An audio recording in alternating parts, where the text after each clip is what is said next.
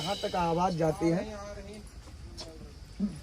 तो मृत परिवार जो बिटिया का भाई आज हमारे बीच में जो सम्मान था, इतना सम्मान था उनके माता पिता या उनके परिवार के लोग, उनकी बहनें, उनके रिश्तेदार, दुख तो सभी को है, लेकिन उन लोगों से ज्यादा समाज को दुख है। क्योंकि आप लोग तो केवल घर में थे, आप लोगों ने पैदा किया और पाल पोस के बड़ा किया, लेकिन समाज ने उनको आगे उठाने का संकल्प लिया था। तो समाज को जितना दुख है आपसे भी ज्यादा दुख है। क्यों? क्योंकि समाज का बहुत बड़ा नुकसान हुआ। वो क्या नुकसान हुआ? क्योंकि हमारा समाज जागरूक हो रहा था और वो बेटी जागरूक करने का काम कर रही थी। गांव गांव में जाकर के जान हथेली पर रख करके महापुरुषों की विचारधारा को बढ़ाने का काम करती थी। तो समाज का बहुत बड़ा नुकसान हुआ है।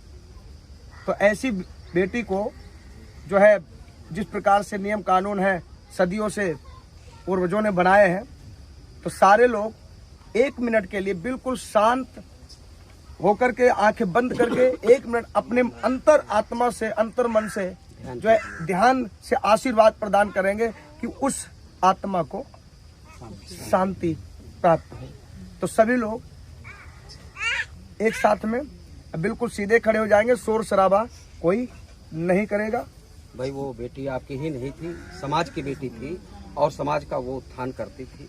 हम बोलेंगे प्रारंभ, तब आप सभी लोग शांत, सभी लोग सर नीचे करेंगे, आंखें नीचे करेंगे और 2 मिनट के लिए आंखें बंद करके सब, कोई बोलेगा नहीं, मोबाइल नहीं चलाएगा कोई भी, शांति से उसके लिए जो है हम अपनी संवेदना व्यक्त करते हैं। सबके घर में पैदा हो और ऐसी बेटियां जो परिवार का नाम आगे बढ़ाती हैं, उन बेटियों का नाम लिया जाता है। अभी उसने कुछ नहीं किया था, लेकिन फिर भी उस बेटे ने इस गांव का नाम रोशन कर दिया।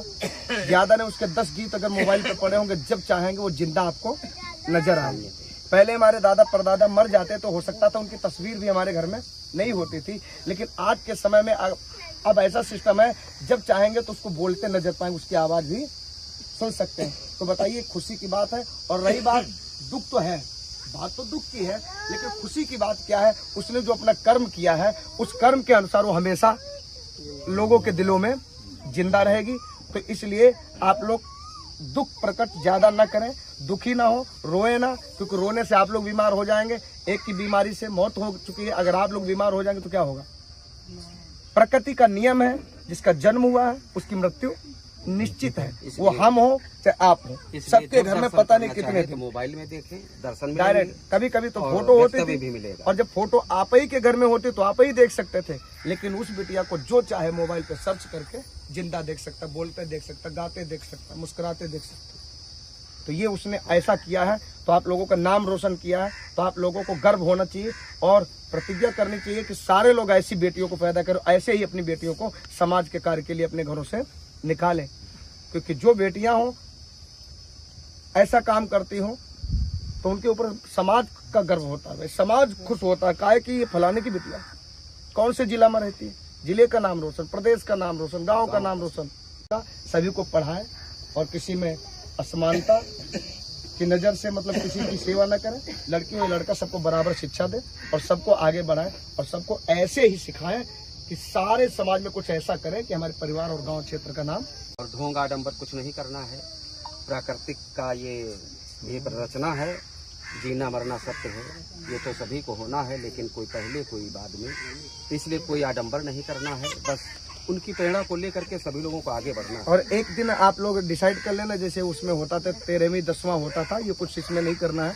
एक दिन डिसाइड कर लेना, आप सारे लोग मिल करके श्रद्धांजलि सभा, मतलब उस बिटिया की तस्वीर एक बनवा लेना, एक मंच लगवा लेना, उस पे तस्वीर रख करके सारे लोग पुष्प अर्पित करेंगे।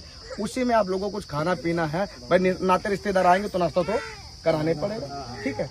तो ये चीजें ऐसे करना, और किसी प्रकार का ब्रह्मभोज, मुंडना करवाना, फलाना करवाना, ये कुछ अगर ऐसा करते हैं तो बिटिया की आत्मा को कभी शांति नहीं मिले। उसका नाम शांति था, उसका नाम शांति था। तो और जब उसकी आत्मा को शांति मिले तो उसका नाम रखने से फायदा क्या है?